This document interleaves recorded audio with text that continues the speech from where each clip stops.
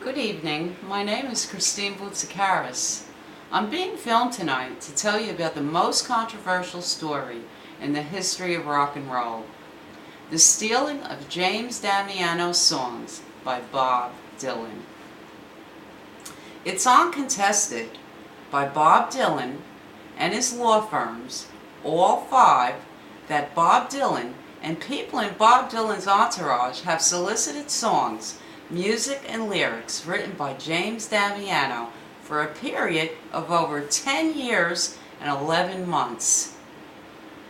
The irony of this situation is the epitome of hypocrisy, whereas while Bob Dylan accepted President Obama's Presidential Medal of Freedom Award, Bob Dylan, was utilizing a federal gag order on plaintiff James Damiano.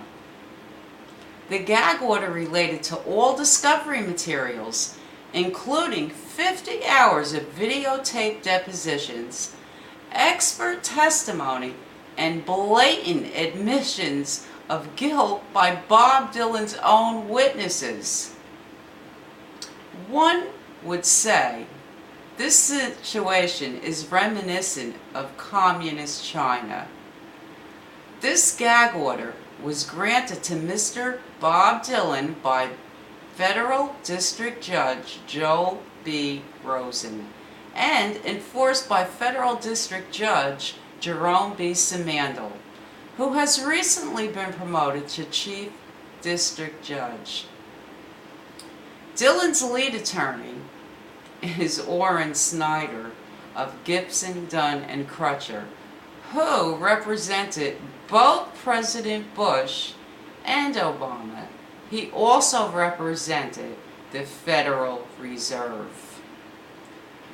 For those of you who believe that this issue is not of any importance to our country and the liberty of our citizens, I'd like to say that I was one of Bob Dylan's biggest fans and followed his career my entire life. After learning of his stealing of James Damiano's songs and the cover-up, I've lost all respect for him as an artist and a human being. Especially after learning that Bob refused to return James Damiano's entire song catalog after the lawsuit, songs that took James over 42 years of his life to write.